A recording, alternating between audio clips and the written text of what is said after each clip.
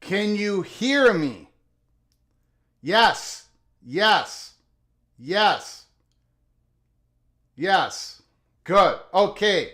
We're not going to do the music anymore. The Baylor schedule has just come out. I do apologize, everybody. I don't know what's going on. I do not know what's going on. Your host is absolutely incompetent. Incompetent. The Baylor 2025 Big 12 football schedule reveal. I've already missed Arizona, I believe. I might have missed Arizona State, I believe. Baylor, we're just going to, look, most of this we're going to get off the internet. And, of course, here is the first chart. The Big 12 2025 football schedule, but I cannot read that. There is no possible way that I can read that chart, so we cannot use that at all. The Big 12. If somebody's got a good chart to look at, BYU is opening up. I'm trying to find their first conference game. It looks like it's Colorado. September 27th. Then West Virginia, Arizona, Utah, Iowa State, Texas Tech, TCU, Cincinnati, and they finish up at UCF. Matt Schnuck is saying Arizona State on Black Friday. Woo! Wow.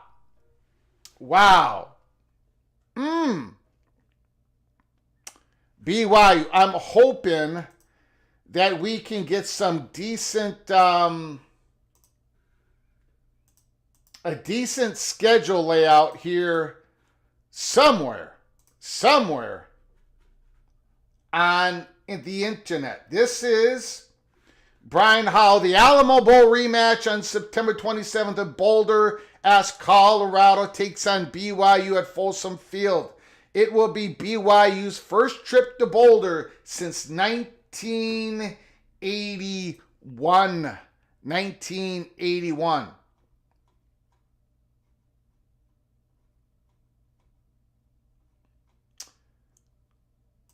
Here is the BYU schedule. Portland State, Stanford, at East Carolina. There's a lot of optimism for the Pirates this year. They had a pretty good year last year at East Carolina, at Colorado, 2 back-to-back road games for BYU. Then they're at home against West Virginia, at Arizona, Utah, homecoming, the Holy War, October 18th. Then they go at Iowa State and at Texas Tech. Wow. At Arizona, at home against Utah, at Iowa State, at Texas Tech. Then at home against TCU, at Cincinnati, at home UCF, and then the Big 12 championship game if they get there. That's a pretty challenging Big 12 conference slate, especially when you're looking at the layout here. Now, they do have a bye week between Iowa State and Texas Tech. The BYU Cougars have a good bye week right in there. They're probably going to need it. They're probably going to need it. My goodness. Okay, let's see if we can back up and get Arizona and Arizona State. They are commercial here. Good morning, Bob Swanger, Don Scruggs, Matt Neeson. I do apologize for the sound.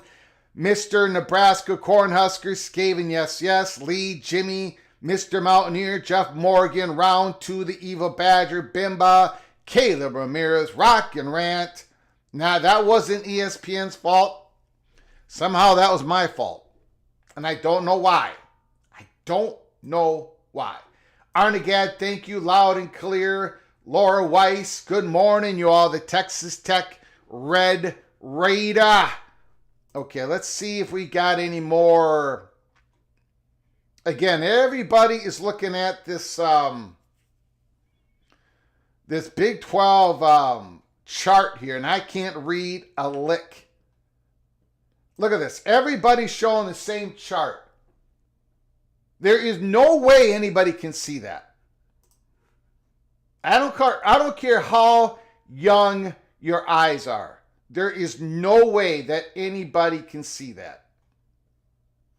Okay, let me go back and see if I can get the Arizona State schedule. Again, everyone is showing the same Big 12. Big 12 releases their football schedule. And who can read this? Who can possibly read that?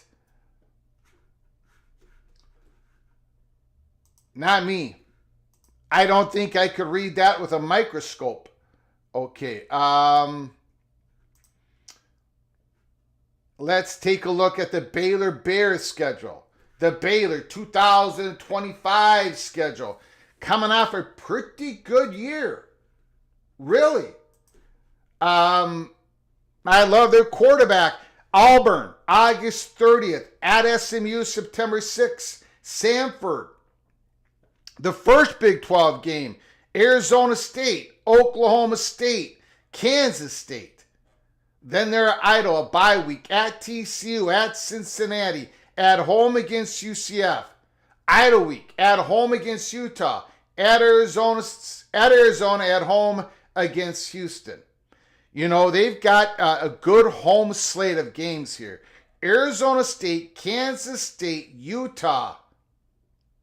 The Baylor Bears 2025 schedule. Cincinnati Bearcats. Nebraska, Bowling Green. Their first conference game is Kansas. September 27th. Iowa State, October 4th. UCF, October 11th. Oklahoma State Cowboys, October 18th. Baylor. Okay, I did not get a good look, the full look at the Cincinnati schedule. We'll be popping that up here.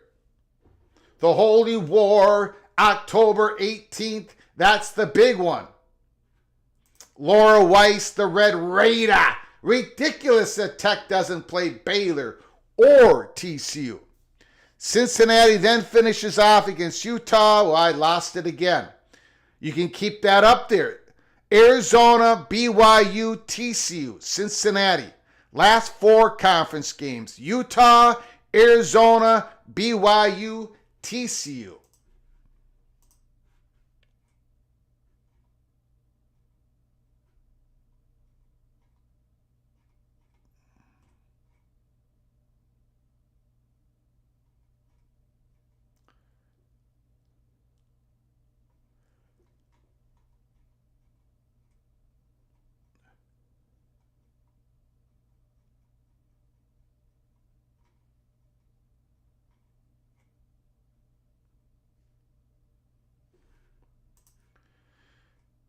Again, this is Colorado's schedule that they're going to be showing here in a moment. Colorado schedule. They're popping it up on the screen.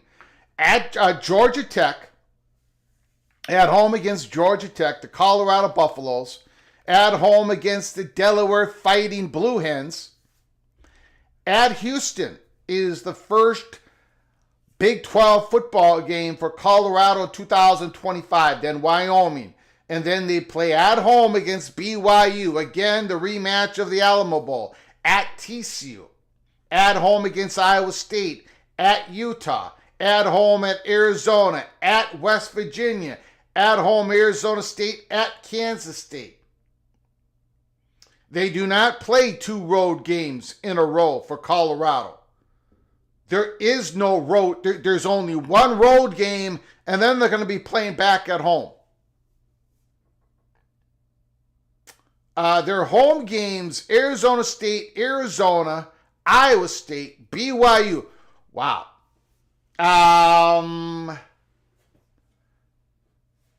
Pretty good schedule. Now, they're on the road at TCU, on the road to West Virginia, on the road to Kansas State, on the road to Utah. That is Colorado's schedule for the 2025 football season. If you are just joining us here at PATC, the Big 12 is releasing their schedule. The dates, everything is being released right now. Richard says 7-5 this year. Look, it's probably a step back year. I don't know who's going to be a quarterback to begin this season. I don't know if it's going to be Julian Lewis, the true freshman quarterback. We're going to find out. Houston, the first Big 12 game is Colorado. Then they play Oregon State, Texas Tech, Oklahoma State, Arizona, Arizona State, West Virginia, UCF, TCU, and Baylor. I don't know if I would call it a cupcake schedule, but it's a bit easier than it has been. Colorado. Richard L., Mr. Buffalo, says 7-5 this year. David B., all my good humor was on the quiet stream chat. I apologize. I do apologize. Good morning, Flugarians. Good morning, Vox Quindaro. Thanks for coming on in. Rock, Chop, Jayhawk. Again, the Big 12 has released a schedule that for me is unreadable. Unreadable. So we're going to have to go through this team by team until we get something that we can look at. We are going to... Wow. We are going to open up the phone lines. My goodness, I'm just seeing a video of a huge fire. A huge fire in Tehran's Imam Khomeini International Airport. Wow. Anyways, we're going to open up the phone lines. Let me know about what your team, what you're thinking about your Big 12 2025 conference schedule. We're going to be opening up the phone lines here in a little bit. Iowa State opens up Kansas State in Dublin, Ireland. We're going to be doing a watch party for that, no question about it. They're going to play Iowa, of course, right? Iowa at home in Ames, Iowa. Arizona, Cincinnati, Colorado, BYU, Arizona State, TCU, Kansas, and they finish off on the road with Oklahoma State Cowboys. Brian Peterson talking about the Arizona schedule. Arizona plays 5 of its first 6 games at home in 2025, but plays at home only twice after October 11th. So it's a front-loaded home schedule for the Arizona Wildcats. Hopefully we'll be able to go through their schedule here in a little bit.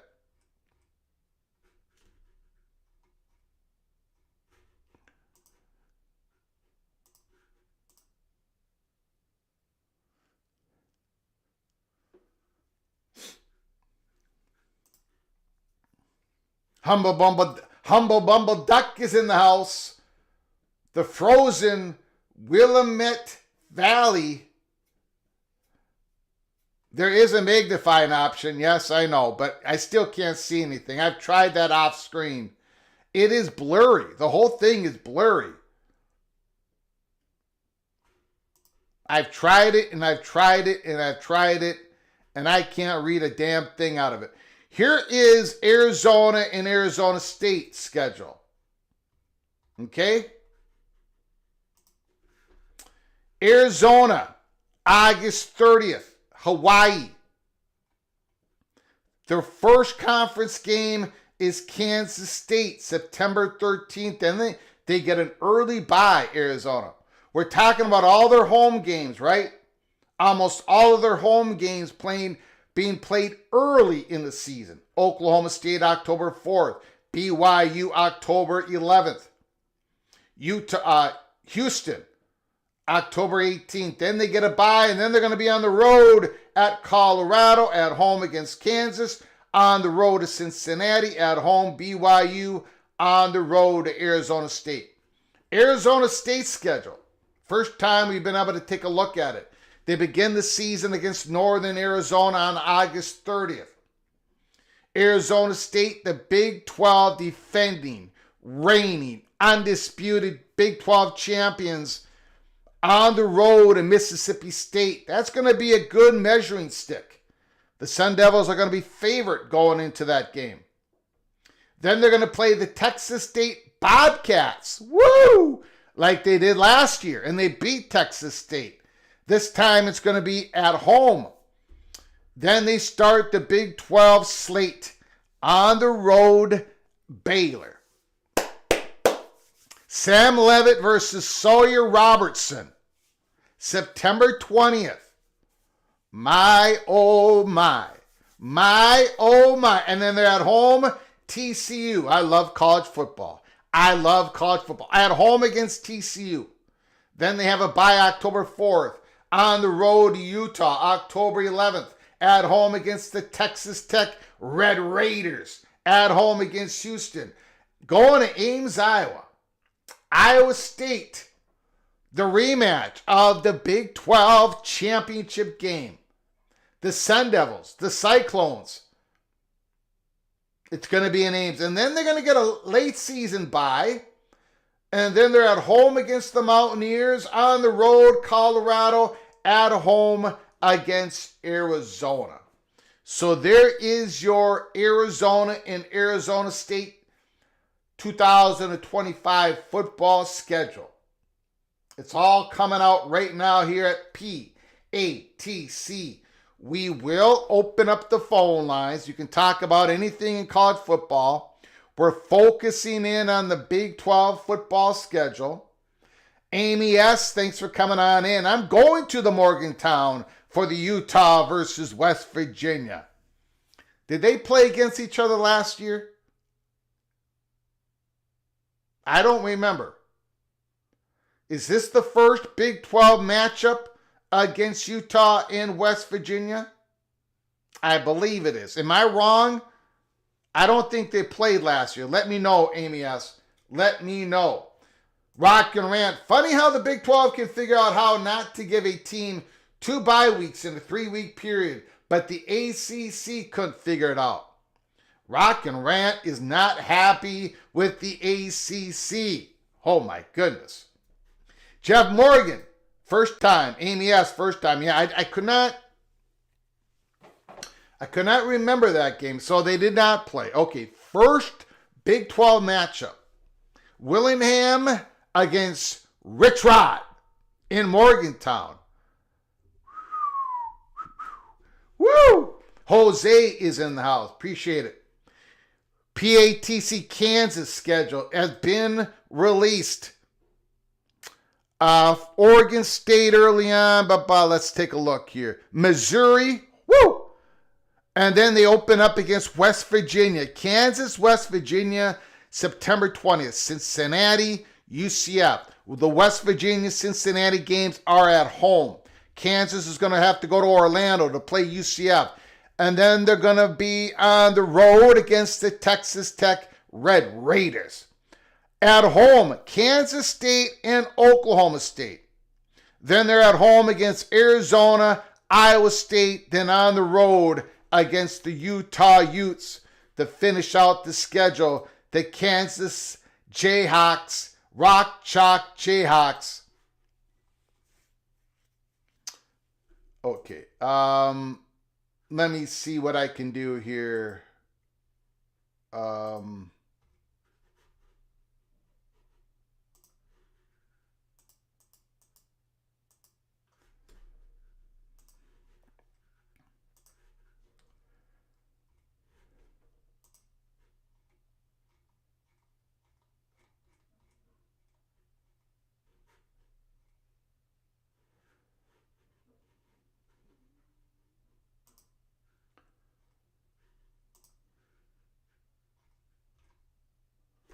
Here is the Kansas. Okay. All right. We got the ability now to put this up on the screen. There it is. West Virginia, Cincinnati, UCF, Texas Tech, Kansas State, Oklahoma State, Arizona, Iowa State, and Utah. The blue is at home. The red is on the road.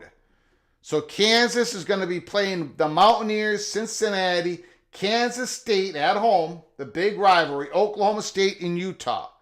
That is their slate for 2025. Now we're going to get into Kansas State's schedule. Hold on one moment, please.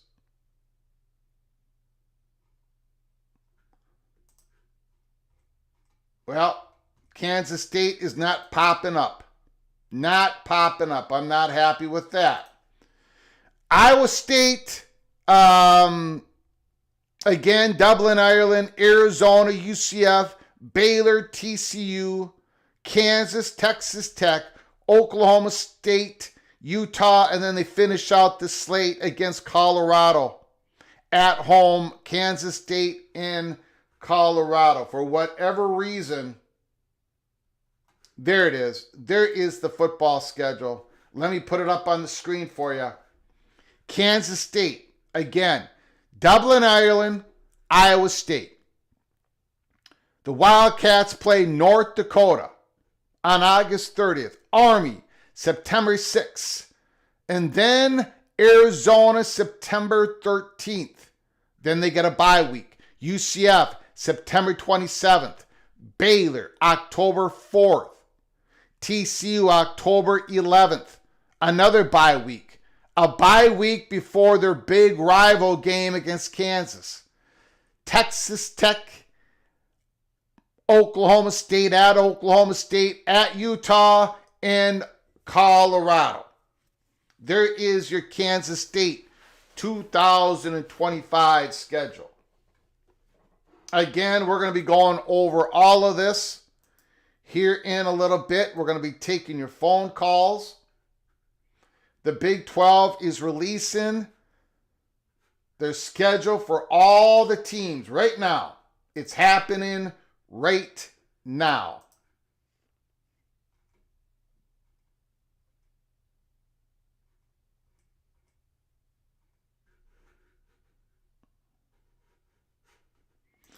Oklahoma State,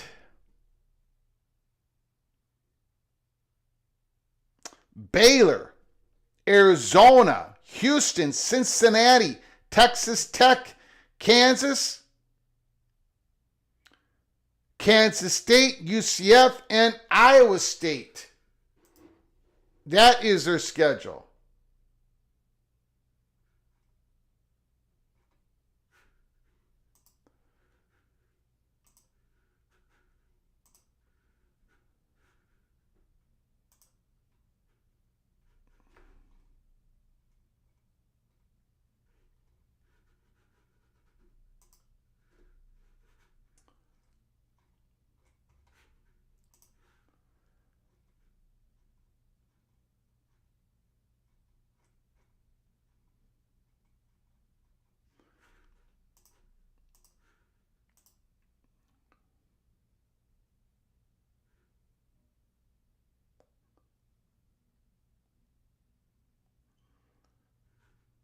Go Sun Devils. I'll be right back. Give me a moment, everybody. I got to leave the studio for one moment, and then I got a different way of looking at this schedule. Give me one moment. I got to leave for 1 second. I will be right back. Right back.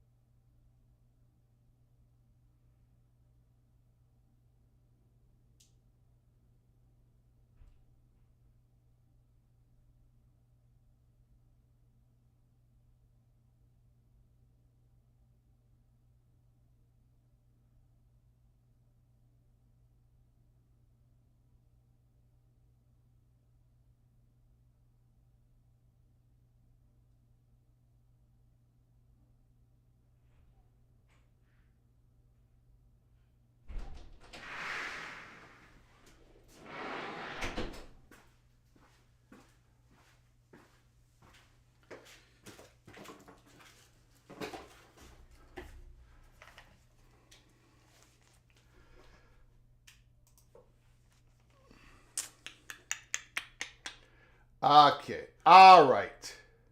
No, that's not going to work either. That is not going to work either. That's not going to work either.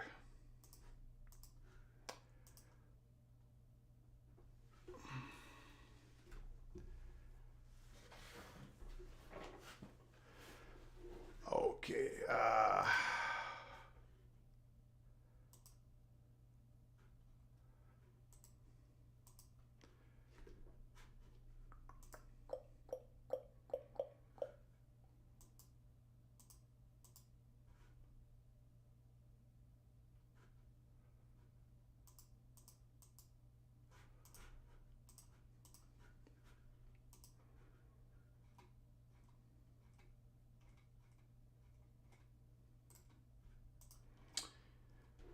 Tell you what we're going to do. We're going to open up the phone lines here. Let me know what you think of your Big 12 schedule. I am in search of finding a good graph that we can all read together. We've gone through most of the team schedule for 2025.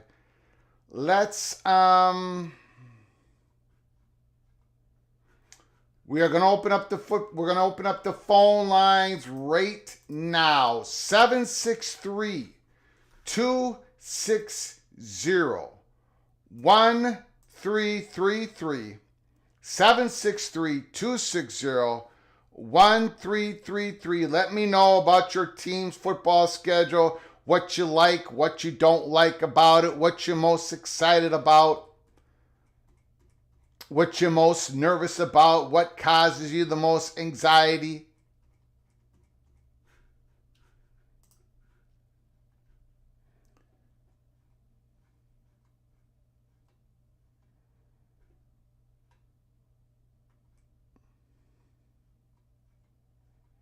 Again, here is the Buffalo schedule. The Colorado Buffalo schedule. Georgia Tech. They start out Houston. Now, Houston was playing some good football at the end of the year last year. Pretty good football. But it's still probably a game you want to start out the slate with. Houston on the road. For Colorado, being a whole bunch of new guys coming on in, it's probably the way that you want to start the season. But the Houston Cougars are going to be looking for an opportunity. The first home game is BYU. And of course, BYU is going to be bringing back their quarterback, Jake Rasloff, and their great possession receiver. And they got a lot of guys coming back. TCU, Iowa State, Utah, Arizona, West Virginia, Arizona State, Kansas State. I mean, who's going to be the favorite? Who's going to when we go to the Big 12 media days and when the media votes, who are they going to vote as the favorite in the Big 12? It's probably going to be BYU or Arizona State. I don't think it's going to be I don't think they're going back to the Utah card. I don't think they're going to go to the Colorado. Fafita's coming back, but it ain't going to be Arizona, obviously. I think Baylor's going to get more support than a lot of people expect. Kansas State's probably going to be top 3, top 4. West Virginia, there's going to be an incredible curiosity around the Mountaineers for 2025.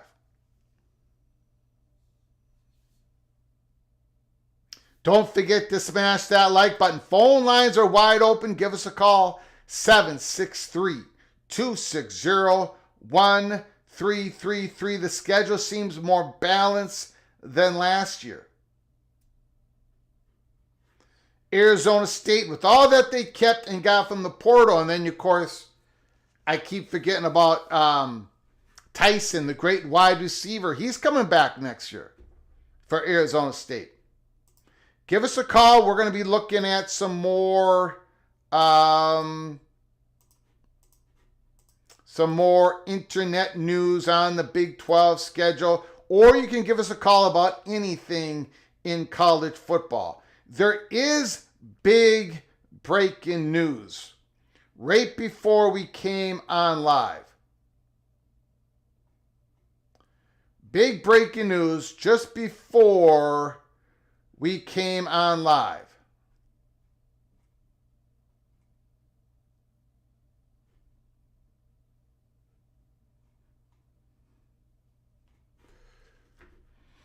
Let me see if I can even hold on here.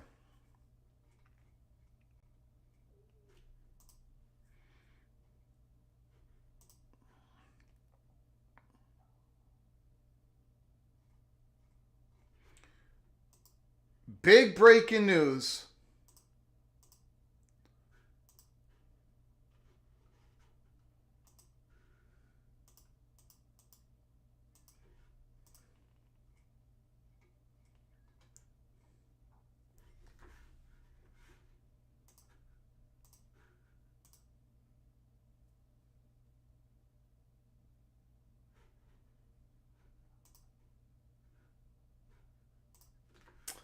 Fox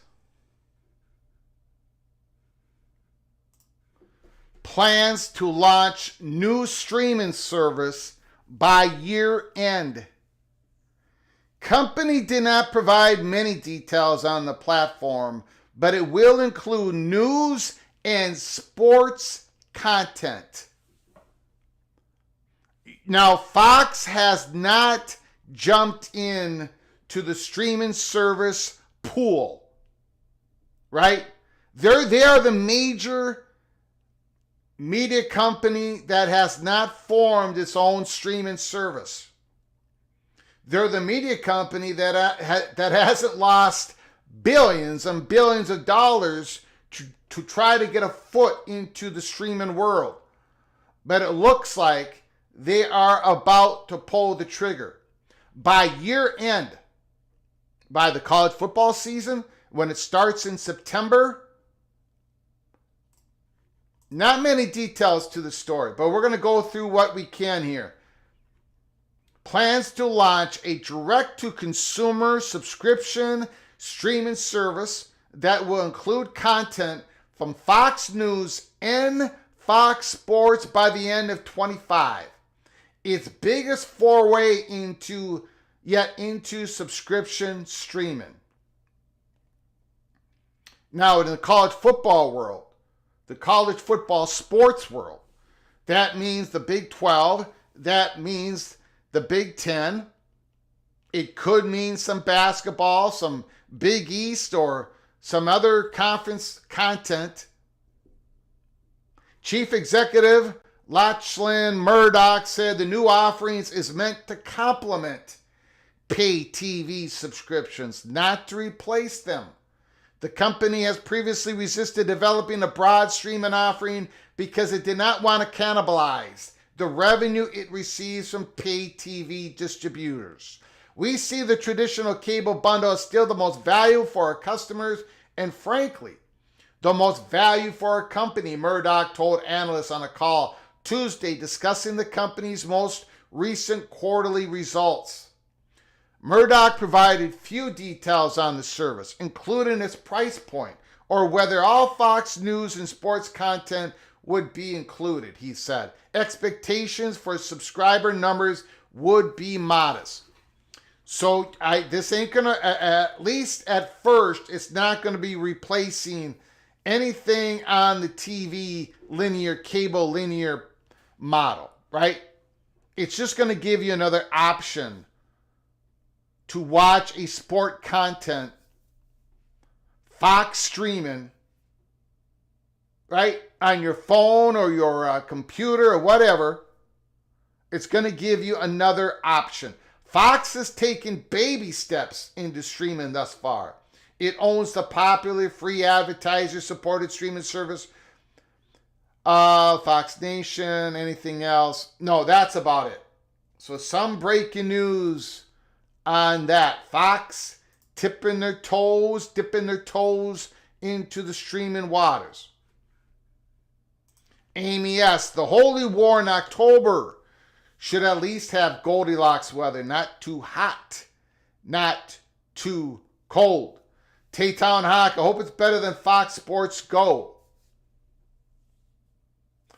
The Buffs, FF18 Buffs. Colorado has a fun and challenging schedule. 7 to 10 win spread. Quarterback development will be critical. Would have liked BYU, that game later in the schedule. Yeah, that's probably a good point. Colorado and BYU, I think that's the first Colorado home game, September 27th. Garrett Geringer, thanks for coming on in. Hopefully it's like Paramount Plus. Taytown Hawk, Kansas, Arizona in early November. Sign me up for that road trip. Steel Austin, go Utes. Jeff Morgan, based on predictions from the last 2 years, I hope they pick us Mountaineers last. Okay, let's see what else is out there.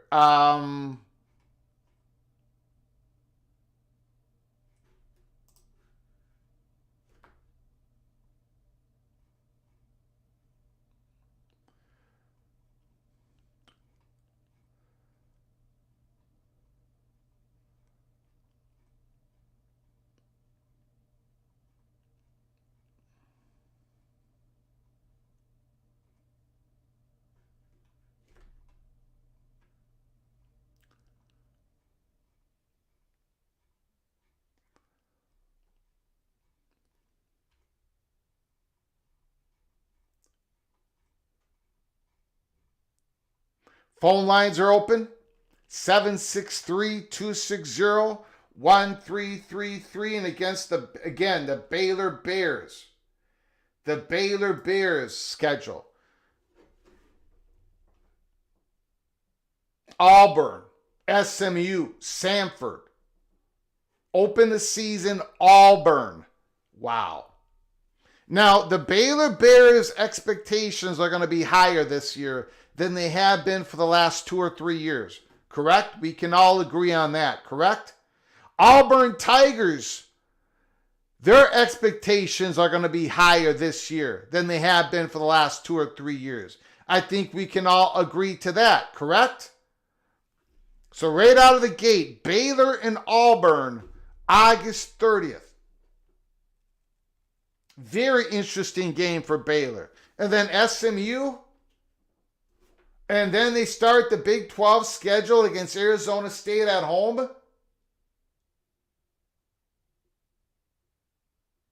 You know, I like the Baylor Bears schedule. I like where they got their home games. Arizona State, Kansas State, Utah. They're on the road. Oklahoma State, TCU, Cincinnati, Arizona. I like the Baylor Bears schedule. Is Baylor a team that I'm falling in love with in the Big 12? Have I been secretly dating the Baylor Bears? All from Rock and Rant. Rock and Rant, the floor is yours. What do you got to say, sir? College football, anything, everything. You can talk about whatever you want, sir. Go ahead. Let it rip. Oh, there's so much we could talk about because I haven't called in a bit. But I wanted to just talk about the Big 12 to start, and I wanted to not call first because just all the Big 12 fans in your audience. So no problem. I was hoping someone would do that. But, the thing I think is super interesting is like people like me who maybe wouldn't have cared as much about this 2 years ago care about it a lot now. Yeah. It's way more interesting, and I think that's the byproduct of the college football playoffs. So I have that grid open wide, and the things that sort of pop to me, and definitely would love your take, is Rich Rodriguez must have really pissed somebody off in a previous life because they're throwing West Virginia into the fire after their two initial cupcakes. They have this game with Pitt, then they have Kansas, and which Kansas team are we getting? Are we getting the continuation of the end of last season or the beginning of last season? And then Utah, and then at BYU. That's a crazy 4-week schedule for them. Yeah, you're correct. And the Ohio Bobcats are your Mid-American Conference champions for the first time since the 1960s. So they're right, at least feeling pretty good about themselves. And that is on the road. Pittsburgh. Yeah. That's a tough one. That's a tough one. Pittsburgh's getting the quarterback who had a good season. He's going to be back next year.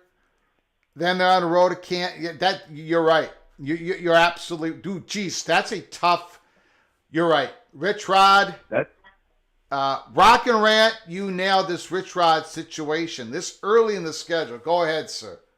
Yeah, I mean, the flip side is last year everybody had West Virginia as a sleeper, right? And then it didn't really work out that way. Yeah. I know I lost my tail on multiple times. I had them 6. Yeah. West Virginia is my sleeper. The flip side here is if they emerge that first half of the season even in decent shape, they could be an interesting team the rest of the year. Though they still draw a couple of really rough. They have Colorado and Arizona State back to back later in the season, depending upon what Colorado we get. But I think we're pretty sure Arizona State's going to be back and strong, and that's on the road. So.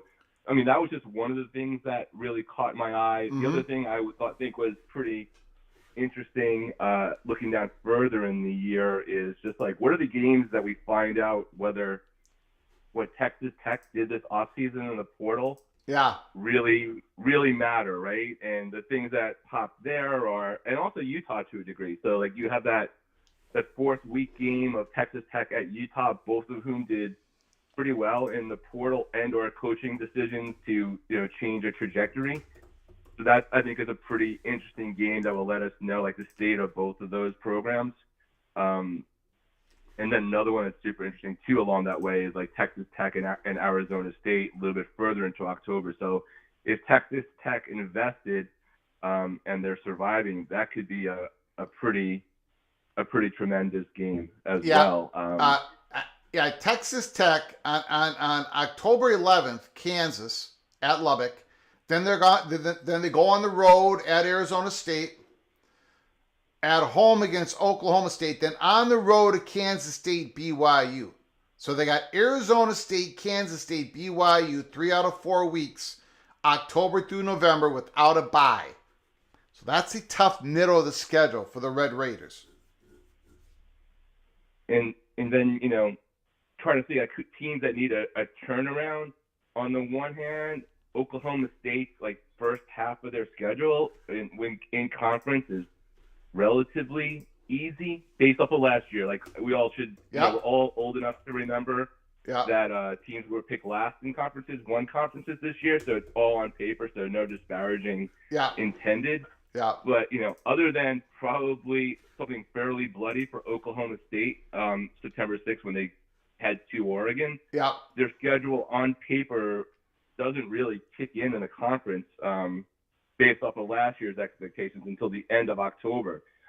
So if they haven't had a good start by that point, the shouts are going to be pretty wild, I think, for a bigger change than just reducing your salary for Gundy. And the flip side is probably going to be a bunch of skeptical fans to the team if they are off to a good start with maybe just one or two losses, including Oregon, when they hit into their meat. Like they could have one of those things where it looks good and then the reality hits them in the face.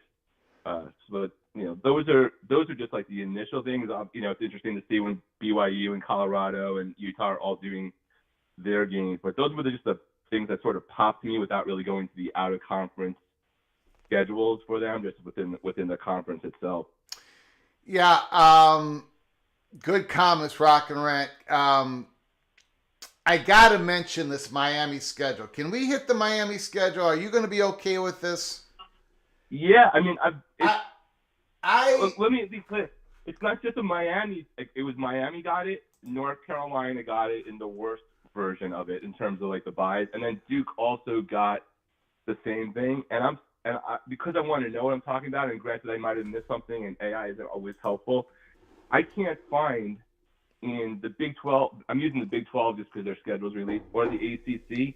One team in the last 5 years, COVID year aside, which I didn't look at it, which has 2 buys in a 3-week period in the season, let alone where you're done by week 6.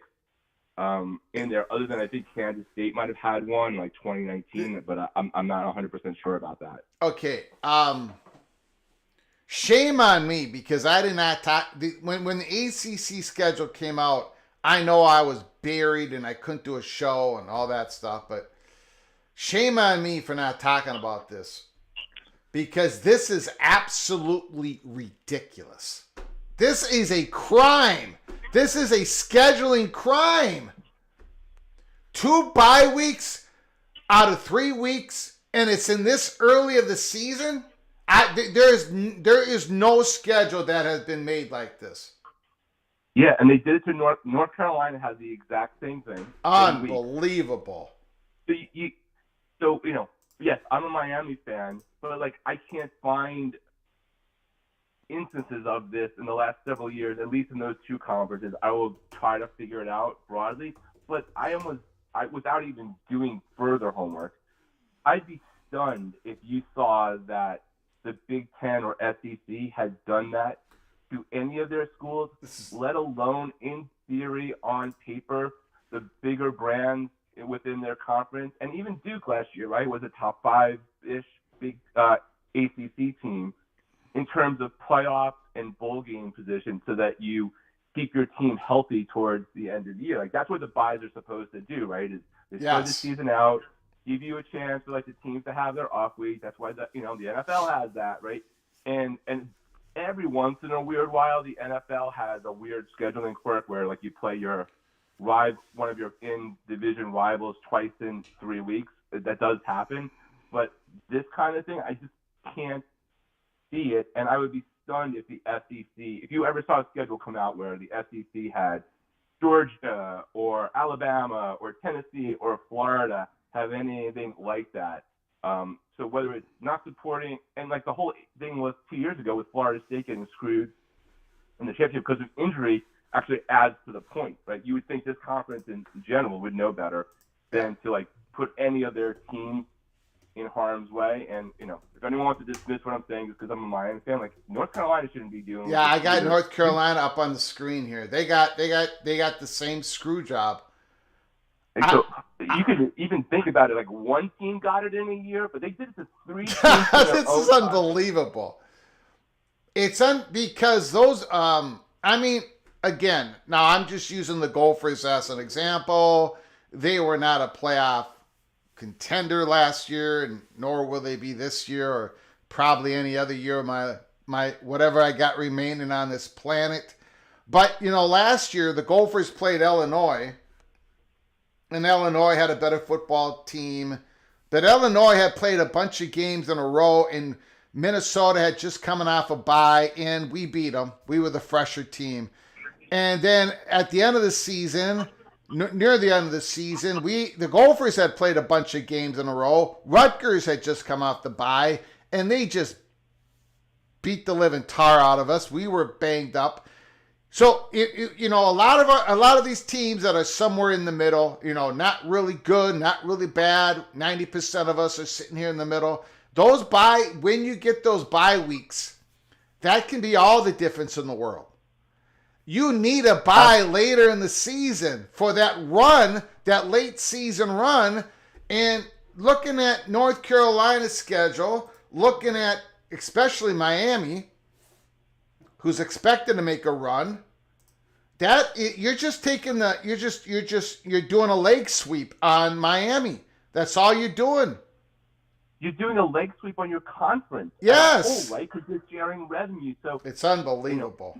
Miami's got to win the games that are on their schedule, right? Like, that's not the reason why last year Georgia Tech and Syracuse turned into losses. So, I'm not making excuses. But your conference is supposed to be there to put something together in conferences to represent your schools, to maximize the revenue for everyone. And one of the ways you do that is by not intentionally putting an L on yourself. So for everybody who's like always, why do teams in the ACC hate their conference? Beyond the Florida State having a very valid reason for the lack of support that they got when they needed their conference's support back in the playoff debacle 2 seasons ago, it's things like this that always come up in different forms that are a reflection on why the ACC is hated by several members, and they always seem to happen to several of those members. It's a little bit surprising it happened to North Carolina, because usually they're one of the teams that, like, Tobacco Road is supposed to get things together, right, and get a little bit of a benefit of the doubt. But mathematically, they didn't have to do this. And once they came up with whatever computer model they did, they should have figured out a way to tweak it. I could probably do it in 5 minutes by switching a couple of teams around. So, I don't want to take away from Big 12 day or anything, but since you're bringing it up, that's my take, and I think that would be the same regardless of any conference should not do that to their teams, especially the ones that have the chance on paper to bring more revenue into the conference that everybody benefits from. And I saw the conversation that our friend Nathan Brown is having. So people are upset that the BYU, the Holy War, again, is not being played near the end of the season. The exact date is October 18th. And on the whole, I do agree. I think that Holy War should be played probably at the end of the season or near the end of the season. The problem is you cannot have, these conferences have gotten so big, and you can't have all your rival games at the end of the season, right? Because it doesn't work with the TV spots. You got to spread them out a little bit. You've got to have that injection of a big-time rival game in the middle of the Big 12 schedule, and it just happens to be the Holy War. Go ahead, sir. Yeah, I mean, I get the frustration, and the argument for sure. I guess maybe because I'm coming from a perspective of Miami, where Miami-Florida State game has never been the same time, and it's not like that has been a diminished rivalry over the last 30 years. Yeah. Right? Like, if the teams are playing well, it doesn't matter. And you can make an argument for, like, the Holy War, right, which a lot of us are becoming exposed to for the first time in the last year or two because it's picked back up, and our interest and how we pay attention to college football, at least for me, have changed. And, clearly because I'm, in a crew there with Bomber and Wild Youth who are intimately involved, I've learned way more about it. I don't think that game personally would benefit from being on rivalry weekend. I think it would get overshadowed, and it doesn't deserve to be overshadowed. So I can make the argument that maybe the week when Alabama is suffering through a really brutal game against Mercer is the week that game should happen, like second rivalry weekend that the Big 12 can own and have the best windows against a lot of like relatively crappy things. But there is like a benefit of having good games throughout the year, and maybe that's the one game that if both teams live up to their billing, actually gets a prime time slot on a major network, and everybody knows about that game. So like I can see the benefit of it, but I also understand the frustration. You know, Miami's never had, because Florida at one point was a big rival, still is, but we don't play them every year. Florida always played Florida State. We've never had like that closing game. And we've had the ACC somehow, for some reason, trying to make Miami Pitt a thing, and it was never a thing even in the Big East. But we keep getting stuck with that one and on the road there. But so I get that frustration, but I also think there's a benefit with intelligent scheduling to maybe be the biggest game of the weekend later in the season without going to a rivalry weekend. Yeah, I agree. I mean, I know it's tough. Like, so I'm trying to put myself in that shoes, and I know Minnesota and Wisconsin didn't always play at the end of the season, and I expect they'll probably move that game at some point somewhere else in the schedule. At some point they will. Yeah, that's how it is with these big conferences, though. It's a changing. You know, these media partners are spending so much money on the content that they're going to want some big rivalry games other than just at the end of the season. Anything else, Rock and Rant? No, you know, there's a lot of other stuff to talk about, but I think today is great to get focused on what you're focused on. And hopefully some of the Big 12 guys that have a lot more bias towards their teams will pop in and point out some things that we may have missed. Got it. I appreciate the call, my man. Rock and Rant, Mr. Hurricane. Have a good one, Greg. You got it, buddy.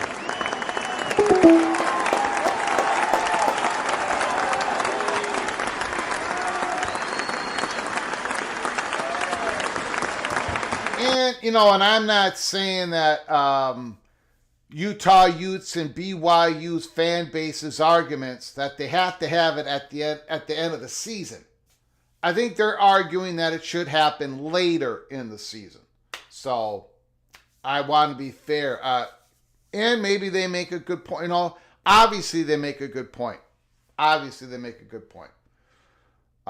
But those media partners, man, if they want juice in that middle of the schedule, if they want juice in October, the Holy War is a good place to get some juice in the Big 12 schedule. Taytown Hawk, thank you for this comment. The Holy War, October 18th.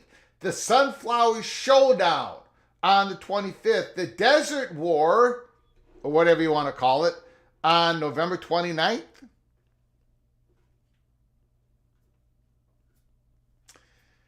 And of course, you got Dublin, Ireland. Kansas State and Iowa State. Armageddon in Dublin, Ireland. No BYU fans cry that the game needs to be at the last game of the year on Thanksgiving weekend. We do not care. Replica, doesn't make sense to play the Holy War in the same weekend as the game and the Iron Bowl. Let's talk about West Virginia again. Jeff Morgan, Mr. Mountaineer. First time West Virginia ends with a home game, ending a 6-year streak. Holy smokes. Holy smokes. Let's take a look at West Virginia's schedule again, because Rock and Rant brings up a very good point. And anybody want, if the phone lines are open, give us a call, 763-260-1333. If you're new to our channel, please hit the subscribe button, smash the like button if you like our content. Make sure you open up your notifications, turn them on, because we can come on live at any time. We're doing an early morning. We're doing an early morning, early afternoon show for some of you. Live show, live broadcast of the Big 12 football release. But if there's breaking news later on, or if there's something that we got to break here at Peek Around the Corner, we will come on live again later today. So you got to subscribe and you got to have those notifications turned on to our channel. Peek around the corner, a National College Football YouTube channel. Look at the West Virginia Mountaineers schedule. Boys, that is so... This front part of the West Virginia schedule is so interesting. Can you imagine if Rich Rod gets through this first 6 games with a 5-1 record?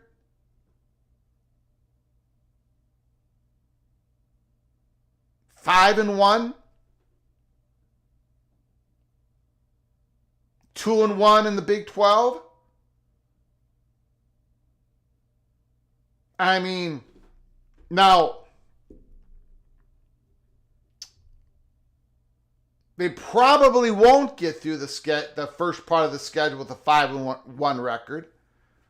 But if they do, if they go into the bye week on October 11th, after playing the Ohio Bobcats, the Mid-American Conference champions, the Panthers, the backyard brawl in Morgantown, there's going to be so much pressure on that game. September 13th.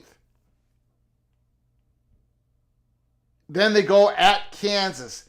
Then at home against Utah. At BYU. 4-2. 5-1. Can they get to 4-2? And then an off week, and then at UCF, at home against TCU, at Houston, at home against Colorado, at Arizona State, and then at home against Texas Tech after the bye. This is a good bye week off because at home against Texas Tech, get a bye week before that game.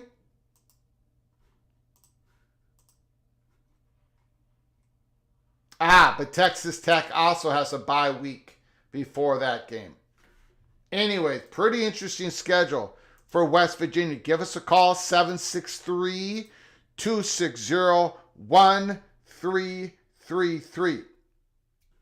The Bobcats get West Virginia on week 2. Oh boy, real interesting. Texas always plays Oklahoma early October, Larry the GM. And the Buckeyes get the Ohio Bobcats on week 3. Okay, let's see if there's any other reported news here.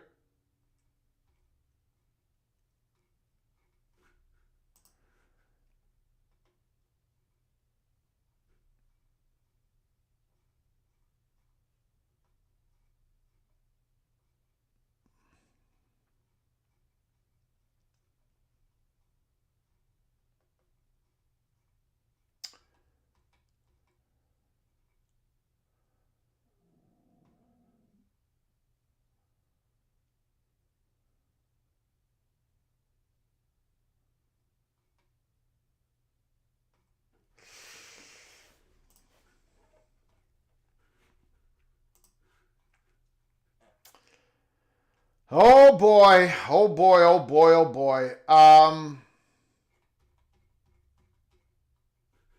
Ari Wasserman from On3 Sports makes his list for the top 25 college football coaches. Number 25, Matt Campbell. Campbell's number 25. Campbell is number 25. He should be higher than that. Kalani Sitake, 24. Brent Venables, 23. Brent Venables is ahead of Matt Campbell. Lincoln Riley, 22. Bill Belichick, 21. He hasn't coached a college football game yet. Kirk Ferentz, 20. Sharon Moore, 19. Really? Brett Bielema, 18. Lane Kiffin, 17. Brian Kelly, 16. Dillingham getting a lot of respect at number 13. Signetti, 12. Mario Cristobal, 11. Josh Heupel, 10. Kalen DeBoer, 9. Kyle Whittingham, 8. Deion Sanders, 7. Deion Sanders, 7. Dabo Sweeney, 6. Marcus Freeman, 5. Sarkisian, 4. Dan Lanning, 3. Ryan Day, 2. Kirby Smart, number 1. Matt Campbell, 25. Sharon Moore, number 19. James Franklin, 15. Lance Leipold, 14. Lance Leipold is 14. Wow, I don't quite agree with all of that. Let me know your comments in the comments section. Lincoln Riley is top 10.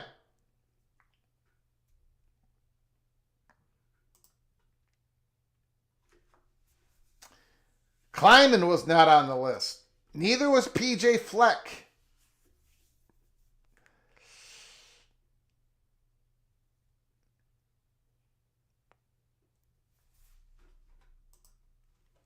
I do think that Oklahoma is going to have an exciting football season with John Mentier and Art Buckle, the offensive coordinator.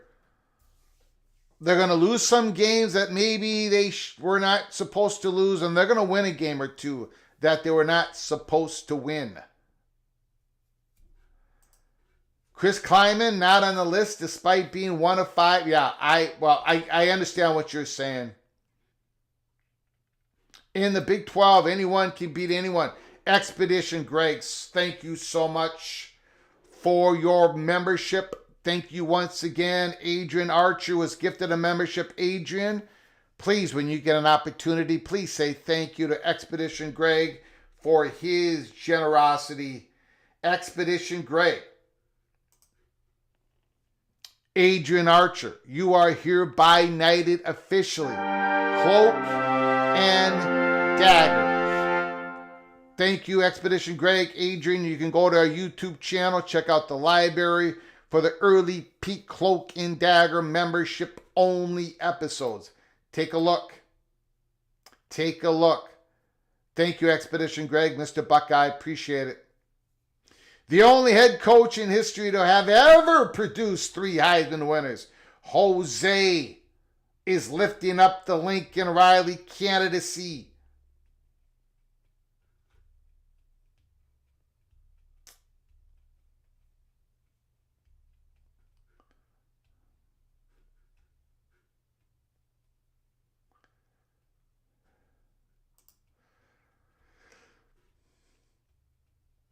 Norvell probably not in the top 100 anymore. Holy smokes. Taytown Hawk, thank goodness we avoid our Big 12 kryptonite Baylor next year. The phone lines are open. Phone lines are open.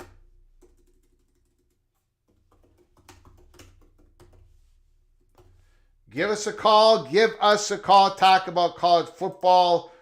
Talk about the Big 12 schedule. Talk about what anything your heart desires.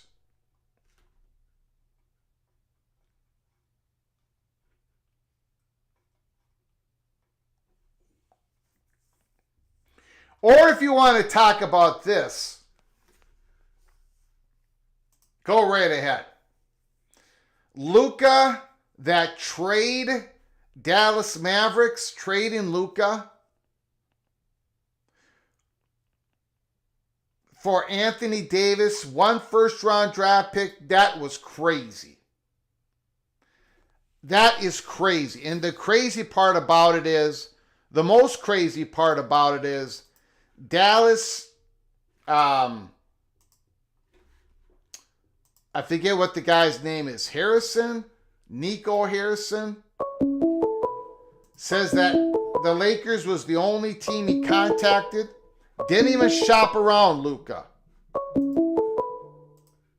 Call from Replica. Replica, the floor is yours. Are you a Dallas Mavericks fan? A lifelong Dallas Mavericks fan. Oh, what I was until Saturday. I was until Saturday night. God. I mean, not to even contact another team is just like you didn't shop him around at all. Okay, so you think that he can't get back into shape. You're upset with him. You don't want to pay him the 5-year, $340 million super extension, super contract, whatever. But there is ways to get more value out of Luka. And plus, I think you should not be trading Luka. You should try to keep working with them, try to get them in shape. But my goodness, a generational player being traded for what is coming back. Of course, Dallas could win it all this year, but my goodness. No, they can't. No, they can't. There's no way. Hell will freeze over before this year's team. We're ninth in the West. Yeah. We just traded away one of the greatest players who ever walked this earth and touched the basketball in a win-now move for a team that is ninth in the Western Conference. I wasn't even going to call in, but that picture triggered me. So please let me vent.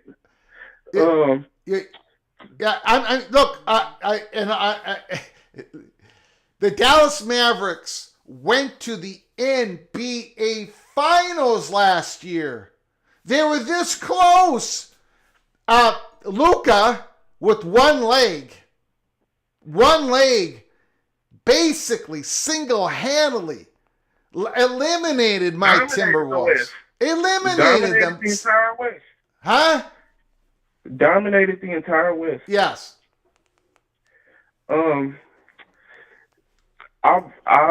I've been through a lot with this team.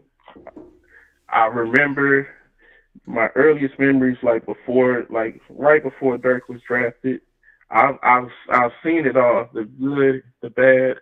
I've seen the championship get robbed by the Tim Donahue and the Vegas casinos who rigged that 2006 finals.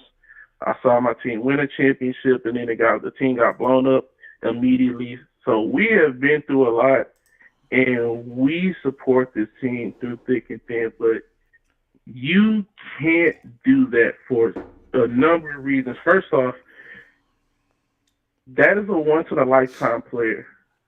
It's not like the NFL where you just supply with great talent every year. That we may never see a player like that again. That's the first thing. The second thing is every single asset, draft pick, players, cap space has all gone towards building a team that could win with Luka. We have spent every first-round pick this decade trying to build a winner. We spent 3 firsts on Porzingis. That didn't work. We spent a first on Christian Wood from the Rockets. That didn't work. We spent a first on P.J. Washington. We spent a first on Daniel Gafford last year. We spent 2 firsts getting Kyrie Irving when everybody said that was crazy. That actually worked. You built a championship caliber team and you're throwing it away over an ego trip. That's all this is a power-hungry GM and an ownership group that doesn't care about basketball. They only bought this team so they could build a casino in Texas, and that's not going as well as they thought. They're having a hard time, even though they're spending millions of dollars on lobbyists. They're not going to be able to build that casino. So they're just going to tank the franchise. And it's clinically insane to even think a player of this caliber that you would trade him. But even if he said, hey, I want to leave, or I'm not signing an extension, No. You don't make that trade. No. The Mavericks do not own their first-round pick from 2027 to 2030. And depending on how this year and next year goes, you may not even have good draft picks to rebuild with. So you're on essentially a 2-year window to win a championship, or this is going to go down as the worst trade in American sports history, even worse than the Deshaun Watson trade, because as bad as that decision was, the NFL is built in a way that is cyclical. And once they eat that dead cap money, which is only going to take a year or two, they're going to be able to start over. The Mavericks will never, ever recover from this. Klay Thompson could have went to his hometown Lakers, instead came to Mass to play with Luka. Kyrie Irving re-signed when he could have went to the Lakers or somewhere else to play with Luka. PJ came here to play with Luka. Yeah. How can any agent worth their salt allow their top clients to go to Dallas? Yeah. They're not. They don't treat their players right. They're not serious about winning. And you could get backdoors and end up in a place like Sacramento for all we know. Like, Kyrie Irving has a player option this summer. Why would he re-sign with the Mavericks? Yeah. So Nico can backdoor him and send him to Utah or somewhere else when he goes on another power trip. Like, it's clinically insane to even think that this was a good idea, and that's why and then the other thing is this reeks of collusion because he has a relationship with Yes. the Lakers. Yes. They've been complaining about the viewership all year long about how viewership is down, and all of a sudden, the biggest global icon in basketball outside of LeBron just happens to fall in the Lakers' lap. It's complete nonsense. Now, a lot of people are making the same mistake I made here in the chat room. I first commented about Mark Cuban. This is not Mark Cuban's decision. It's not his team. No. He's not the owner. Mark Cuban sold the team a couple of years ago to a guy named Patrick Dumont, who was the son-in-law of Miriam Adelson.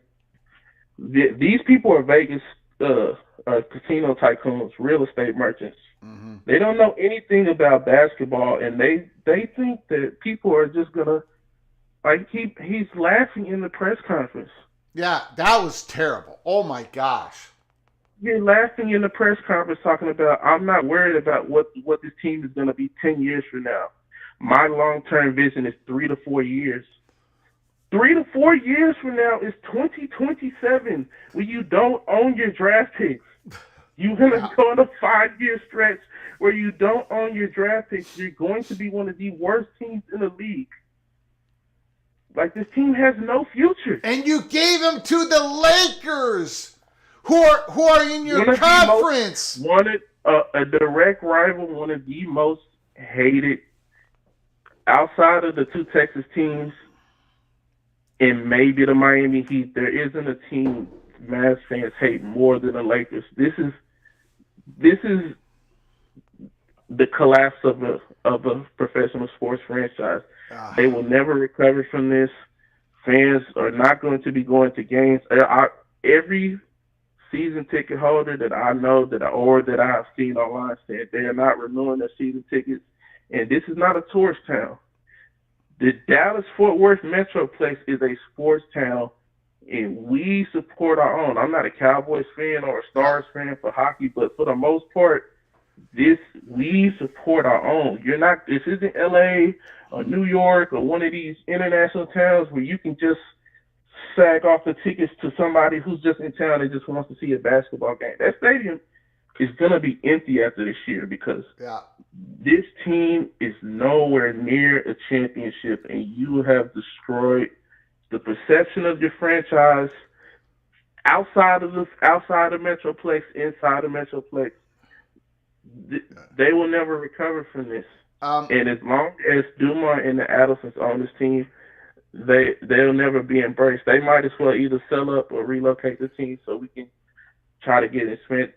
It's clinically. If it was AD and 4 first-round picks, I can live with it. I still would be pissed off. Yeah. But it's like, okay, at least there's something for the future. You're talking about a long-term vision of 3 to 4 years when at that point the team has no future. Kyrie's about to turn 33. AD is about to turn 32. He's coming to Dallas injured. I know, yeah. And that's the craziest part about all this smear campaign about conditioning your weight. And you go get one of the most unreliable players, one of the unreliable stars. I know he's played most of his games the last couple of years, but do people really expect that situation to get better as he gets older? Yeah. It's clinically insane to try to sell a win now trade when you're trading the best player on your team and the only player who really gives you a serious chance to win the title Ryan Will, Evil Badger, Ryan Willie in the super chat. Thank you for the super chat, Ryan Willie. Luka and Joker need to stay away from the buffet line. Now there is Joker's a 3-time MVP. Yeah. Joker is the best. Who cares about his weight? Joker, I would talk. Yeah, Joker is the best player in the world. He's been the best player in the world for years. Joker doesn't have a weight problem. Luka, he probably does. He doesn't have a weight problem. He is like majority of the young players in the NBA.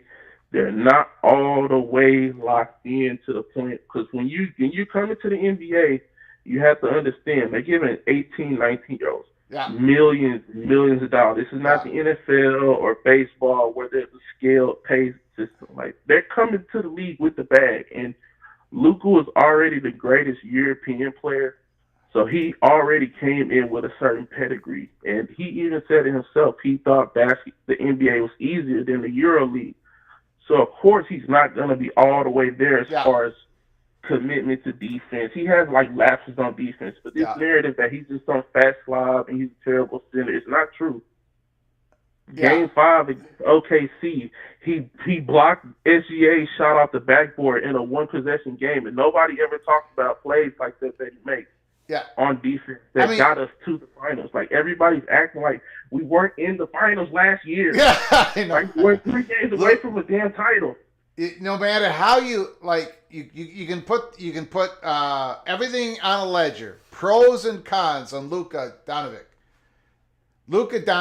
Luka is like the second best player in the world at age 25, and he's done things from 19 to 25 that basically only maybe one or two other guys have ever done. I mean, his numbers, his impact on the court is just like, is he the great? Okay, he's not a plus defender. Well, there is no perfect basketball player out there, but Luka is like, he's a generational player, guys. A generational. These guys don't come along. Greg, I remember in college, I was probably, 19, 20 years old, watching Real Madrid basketball games because I had heard about Luka 2 or 3 years before he had even came into the league. Because I knew I was around a lot of international people who knew of him. I prayed for years that this guy would land in Dallas because we were so bad. That decade after the championship, it was embarrassing to win a championship and not even think to defend your title because you don't want to pay the luxury tax. It was absolutely embarrassing how bad we deteriorated, and in a lot of ways, it damaged Dirk's legacy because he could have been remembered as a much greater player in the like. A lot of people claim KG is greater than, man. Dirk spanked KG in the playoffs like that. He was such a superior player, even though KG was a better defender. Nobody talks about it because all they remember is the end, where we weren't very good. And he himself endorsed Luka. Like, this was the passing of the torch from one international superstar to another.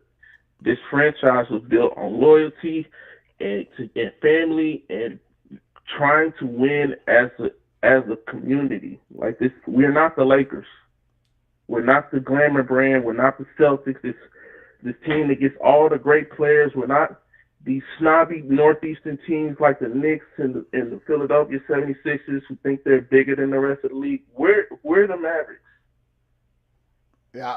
You can't just come in here and just destroy everything we built up over the last 30 years because you want to go on a power trip. They have any person that Luke has gotten along with besides Kyrie, they have removed. Player, coach, staff member. This is something that's been going on for a while, and we're just now really finding this out. But this is unforgivable.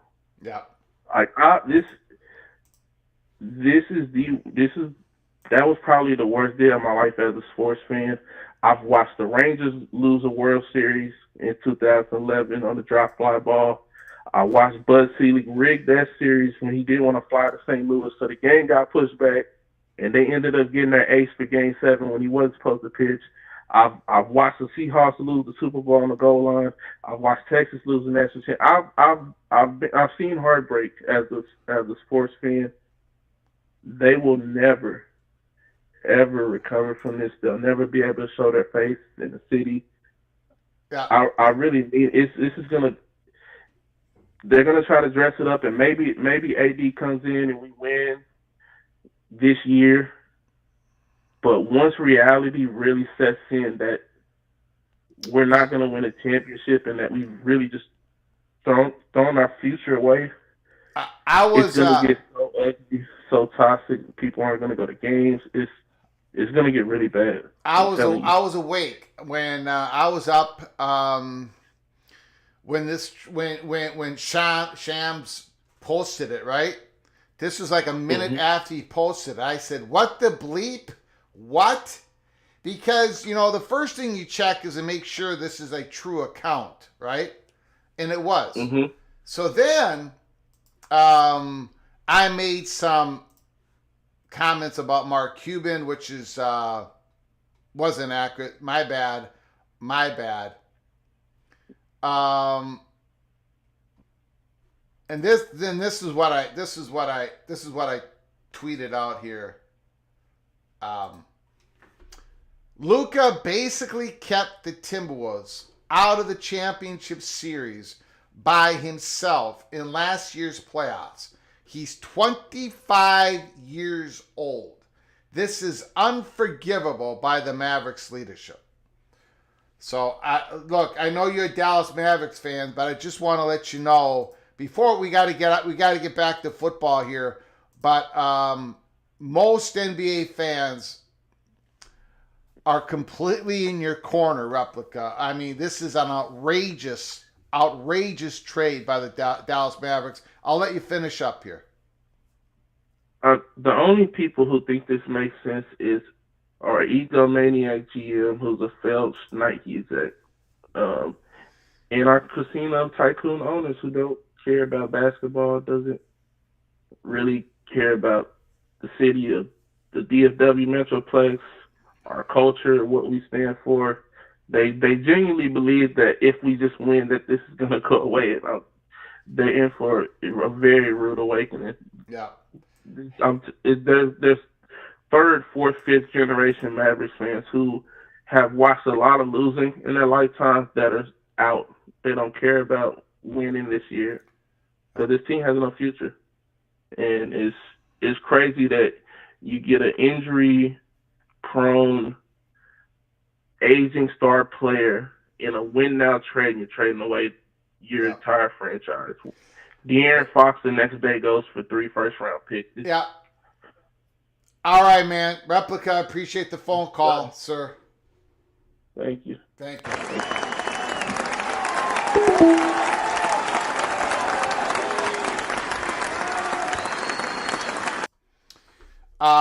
Check it out. Nico allegedly said he was out of shape and overweight. Blame Dallas, not the Lakers. I haven't heard anybody blaming the Lakers. I mean, there's no way the Lakers can turn down that trade. Nobody has blamed the Lakers here.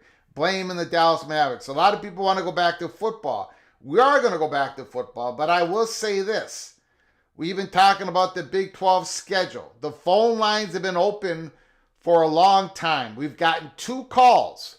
Replica wanted to talk about the trade because I put it up on the screen, and that's fine because Replica is part of the PATC family, and he's a legendary phone caller, and we got to let him rip. We got to let him rip on something that is going on a little bit outside the college football landscape. And then we got a call from Rock and Rant. We haven't gotten a call yet from anybody in Big 12 country talking about the Big 12 football schedule. And we've been on the air for an hour and a half.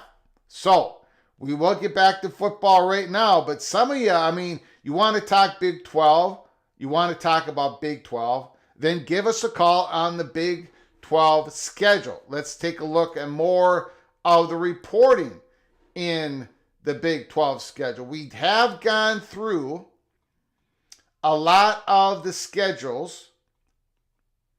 Here is the 2025 schedule. We're going to go into detail right now in regards to BYU and Utah. The BYU Cougars, they get a bye week after the first two non-conference games of the season. Before this is a terrible place to have a bye.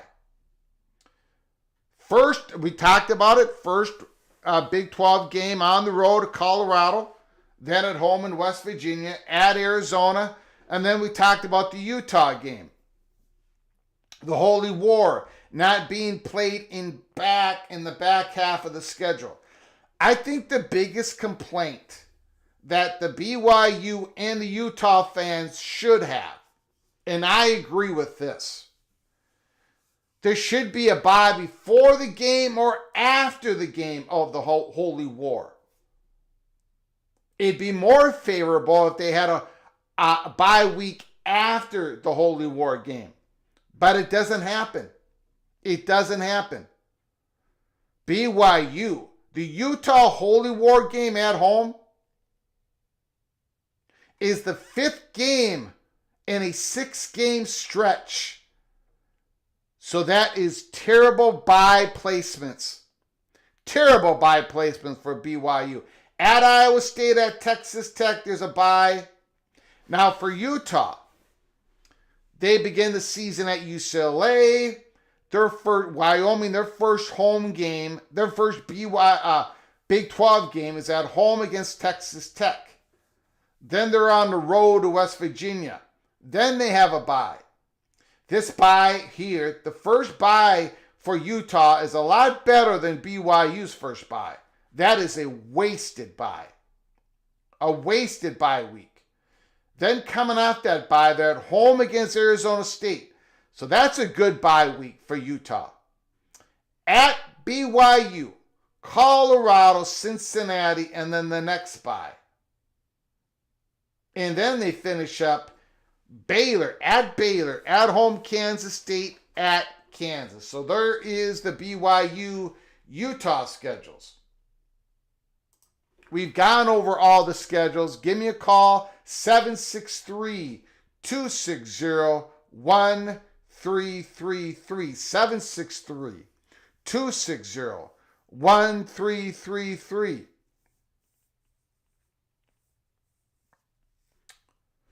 Finely tuned, Kansas State has 9+ wins in each of the last 3 seasons, joining just Alabama, Clemson, Georgia, Notre Dame, Ohio State, Oregon with that distinction. Chris Klieman has done a great job at Kansas State. Great job at Kansas State. Azon the kid. I wonder if Utah is going to bounce back at full strength. Yeah, I did see that. I haven't seen much of it, but I did see there was a school shooting in Sweden.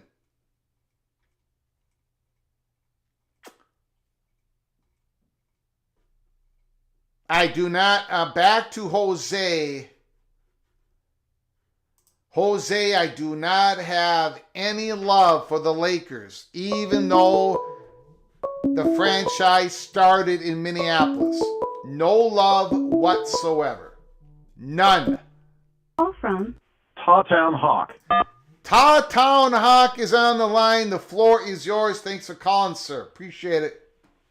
Hey, Greg. Calling's not really my thing, but I can't just sit here and not let my Jayhawks and the Big 12 not be represented today for sure, because it's a great day. Yes. Looks like we're going to have a fantastic schedule this year. I can't be more pumped up about it. Kansas football schedule. Let me pop it up here. Let's go over it. More than anything, I didn't realize it, but we get 3 byes this year, I guess, because we're playing in week 0. Really? Looks like it.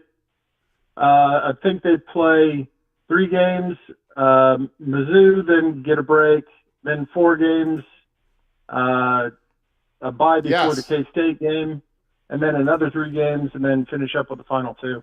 You are correct. Fresno State, Wagner at Missouri. At Missouri. At Mizzou. Big rival game. But you got to buy the off. first border war since 2012, I think, or 11. But then you got to buy off. That's a good bye week to have after that game. Perfect spot. Then Well, you that have was home. one of the things last year. It's the injuries, right? Yeah. I love the spacing on the buys just because it looks like you go about 3 or 4 Yes. weeks, and then you get a break to heal up. Yeah, I get where you're going with this. Perfect spacing. At home against West Virginia, at home against Cincinnati, on the road against the Knights and the Red Raiders, and then you get a bye before you play Kansas State, which is perfect. Wow. At Oklahoma, how much money did it take for you guys to pay off the Big 12 schedule makers? Holy smokes. Oklahoma Well, you State. say that this year, but what did they do to us last year? We wound up with the toughest schedule in the nation. Yeah. Then you got So another that's part of another week off before you play at Iowa State and then Utah. Yes, I do like you guys' schedule. No question. The buys, even without the spacing, just who they come after or who they come before, it couldn't be better. Perfect. After Mizzou for a rivalry game, before K-State for a rivalry game, and before playing at Iowa State. Yes. I wouldn't have picked 3 other places to put the buys in. It's probably the best case scenario for us. I absolutely agree. Thanks for bringing this up, man. It's yes, I don't know how you could have chosen the timing of these games with the bye weeks. I'm trying to look for a different scenario, but I think that's the perfect schedule for who you have to play, right? Wow. Yeah, but I'll tell you, and most people probably wouldn't agree with this, but I'd say the critical juncture for this next season is the critical game, and it has been for the last few years, is that first opener. It's the West Virginia game. 2022, when KU went on their run, they won that overtime game at West Virginia. Mm-hmm. Last year was really kind of the turning point. They had that horrible storm and lost it in confusing fashion at the end. It kind of sent KU on their spiral downward. It's for whatever reason, KU and West Virginia have been so competitive over the last 3 or 4 games. Yeah. I think it's just going to be more critical than the rivalry game at Missouri, just because it's so early in the season. And I don't know, for whatever reason, the Big 12 decided Kansas and West Virginia need to play in September the last 3 or 4 times. Yeah. But should be for a great season. Now, if I remember correctly, and you correct me if I'm wrong, but Jalen Daniels is coming back, and hopefully he can be healthy. You're going to have to replace Devin Neal at running back. Who do you got replacing Devin Neal? I think it's going to be by committee, but mostly that's going to be, I think, Highshaw. He was his 1-2 punch over the last couple of seasons. He had a really bad lower body injury his sophomore year, but hopefully he's good to go. I think he's going to get the lion's share, and then they have a couple of younger guys that were freshmen, redshirt freshmen last year. I think are going to get some of the extra carries. Yeah. Alrighty, man. I appreciate it. How do I correctly pronounce it? I've been saying Taytown Hawk. Thanks for asking. Actually, it's Tawtown Hawk. Tawtown is kind of a reference to where I was born. That's Wichita. Got it. And some people call it Tawtown. So Tawtown Hawk. Got it. I'm gonna try to say it correctly. but you know I'm not good at pronunciation. I'm probably going to screw it up. And if I do screw it up again, please don't take offense, sir. No. I just write that off to a Minnesota accent. Got it. Yes, do that. Do that. All right. Thank you, All sir. right, Greg. Thanks so much. Call Hey, again, bye-bye. sir. Will do. Bye-bye. Beautiful call by Ta-Town Hawk. Ta-Town Hawk.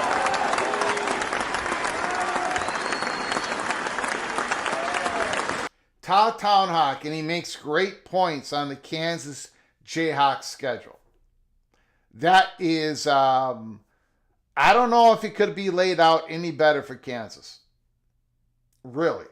3 byes because they start, the 23rd?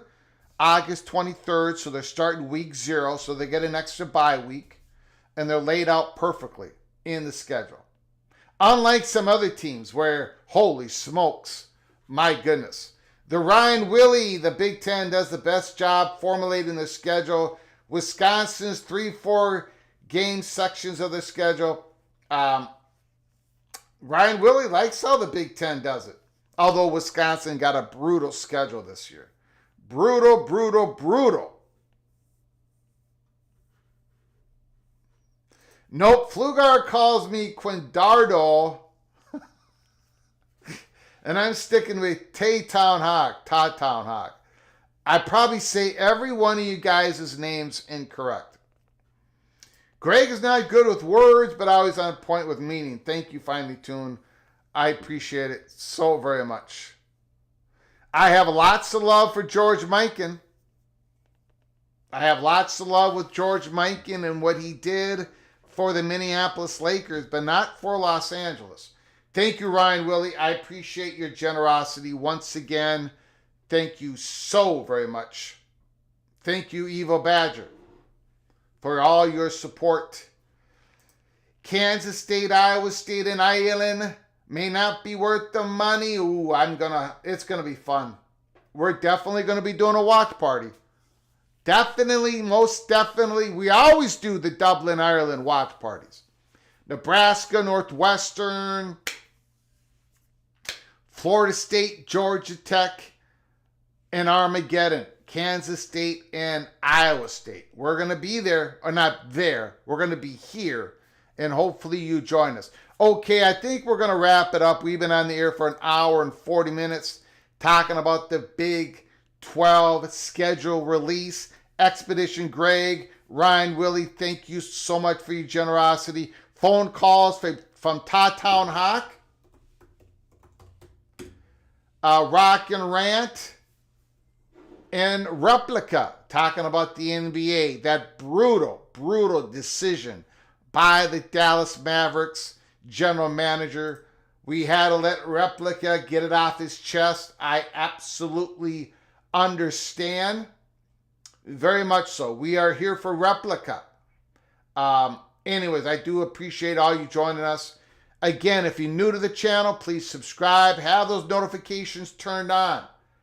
This was a little bit of an appetizer. We came on live to talk about the Big 12 schedule release. If there is breaking news later today, or if I've got something to break later today, we're going to be coming on live again. College football's peek around the corner with your host, Greg Flugar. I will see you again very soon. Until next time. From all of us at PATC to all of you, please, you all take great care of each other. Thank you so very much.